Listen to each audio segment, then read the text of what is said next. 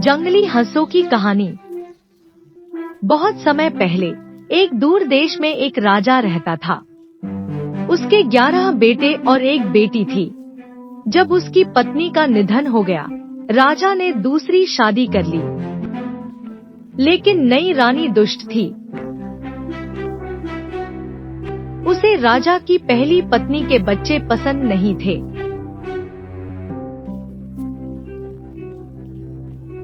वह हमेशा उनके खिलाफ शिकायतें करती और उन्हें महल से निकालने की साजिश रचती रहती थी। बच्चे बहुत चंचल थे और नौकरानी रोज उनकी शिकायतें लाती।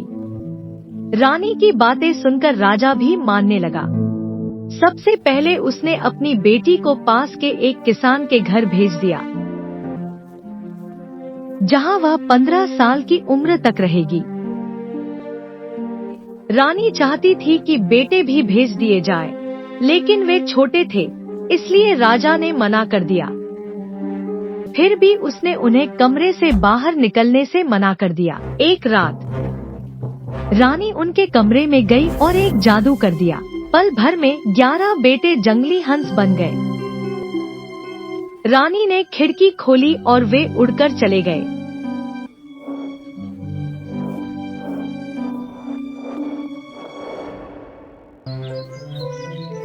साल बीत गए।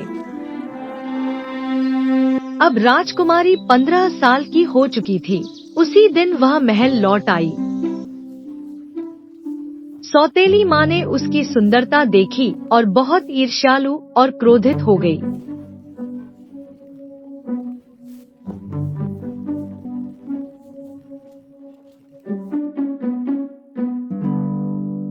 थकी हुई राजकुमारी अपने कमरे में सो गई।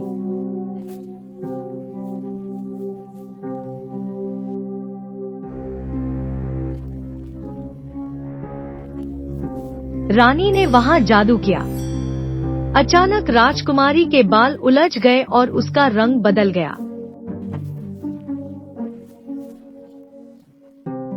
जब राजा लौटा और उसे देखा,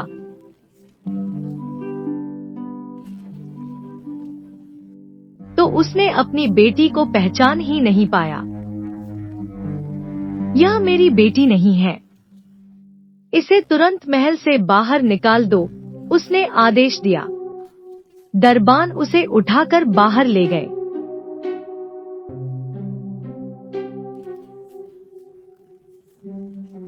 राजकुमारी कुछ भी कहती, लेकिन किसी ने उसे राजा से मिलवाया नहीं।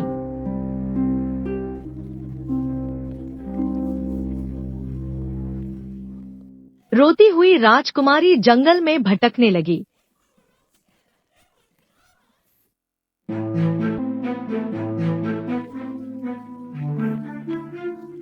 वहां उसे एक बूढ़ी औरत मिली।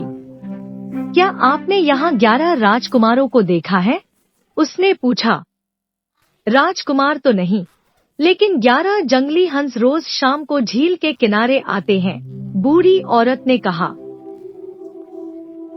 राजकुमारी झील पर गई। सूरज ढलते ही 11 जंगली हंस आए और धीरे धीरे 11 सुंदर राजकुमार बन गए। राजकुमारी ने अपने भाइयों को तुरंत पहचान लिया और दौड़कर उनके पास गई।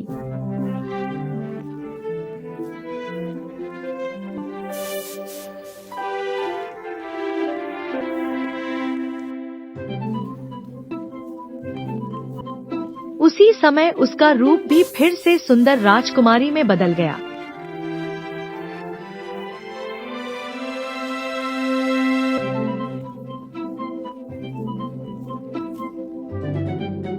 भाइयों ने खुशी से उसे गले लगाया।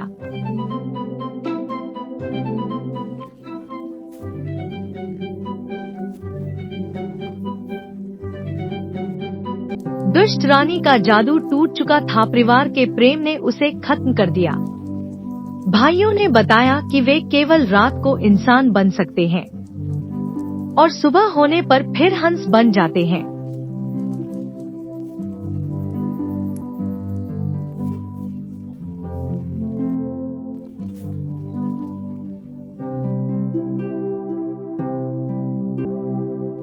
जैसे ही सुबह हुई, उन्होंने उसे बांस की टोकरी में बैठाया और उड़ चले।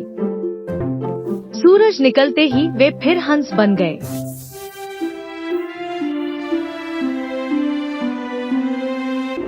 राजकुमारी ने टोकरी पकड़ रखी थी। उड़ते हुए उसे बहुत खुशी हुई।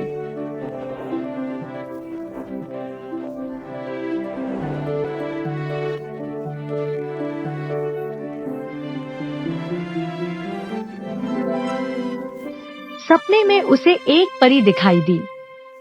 परी ने कहा, अगर तुम अपने भाइयों को हमेशा इंसान बनाना चाहती हो, तो उनके लिए बिच्छू बूटी स्टिंगिंग नेटल्स से कोट बनाओ। जब तक सभी कोट पूरे न हो, किसी को मत बताना, नहीं तो वे हमेशा हंस ही रहेंगे। राजकुमारी ने यह रहस्य अपने भाइयों से नहीं बताया।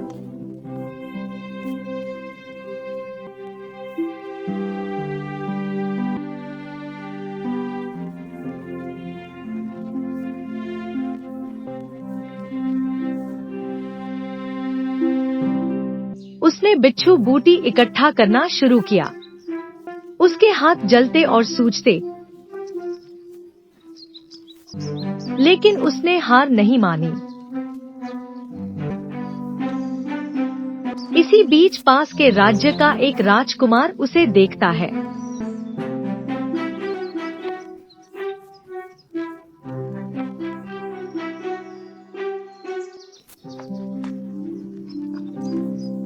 सुनो, सुंदर लड़की, क्यों तुम्हारे हाथ में बिच्छू बूटी है? उसने पूछा। राजकुमारी अपने योजना को नहीं बता सकी।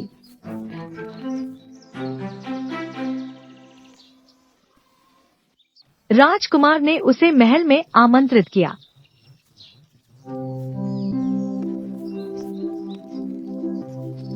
वह वहां गई ताकि सुरक्षित रहकर अपने भाइयों के लिए कोट तैयार कर सके।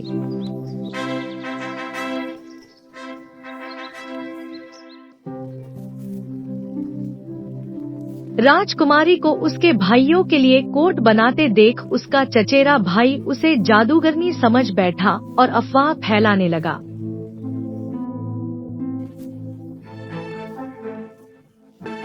शुरुआत में राजकुमार ने विश्वास नहीं किया।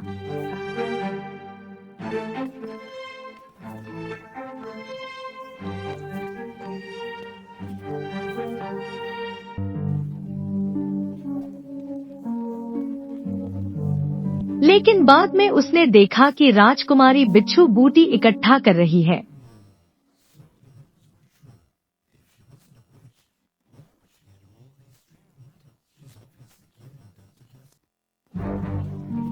उसने उसे जादूगरनी समझकर जेल में डाल दिया।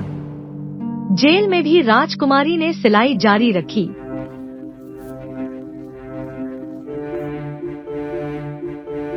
अंततः उसने सभी कोट तैयार कर लिए। अगले दिन उसे न्यायालय में पेश किया गया।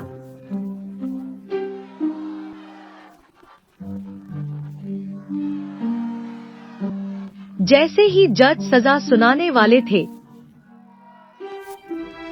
11 सफेद हंस आसमान से उतरे।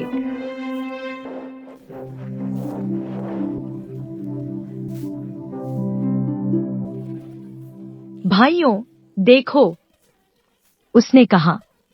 उसने अपने कोट उन्हें पहनाए।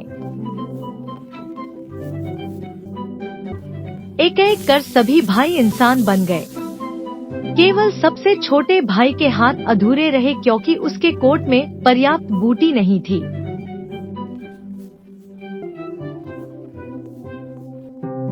राजकुमारी ने सबको पूरी सच्चाई बताई।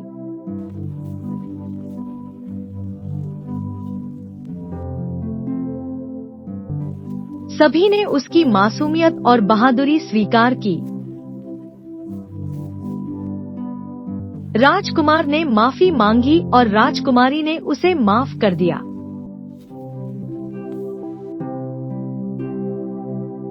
फिर वे सभी महल लौट आए। राजकुमार ने प्रस्ताव रखा, क्या तुम मुझसे शादी करोगी, मेरी सुंदर राजकुमारी? राजकुमारी ने उत्तर दिया, हाँ, लेकिन पहले हम अपने पिता और भाइयों से मिलने जाएं। राजा अपने बच्चों को देखकर बहुत खुश और आश्चर्यचकित हुआ।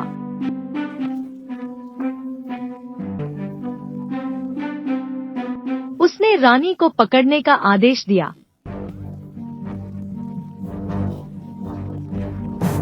लेकिन रानी कौआ बनकर उड़ गई और कभी वापस नहीं आई। राजकुमारी ने अपने भाइयों और पिता से विदा ली। राजकुमार के राज्य चली गई और उसका विवाह हुआ। वे हमेशा हमेशा के लिए खुशी खुशी रहने लगे। जंगली हंसों की यह कहानी प्रेम, आशा और परिवार की शक्ति की अमर गाथा है।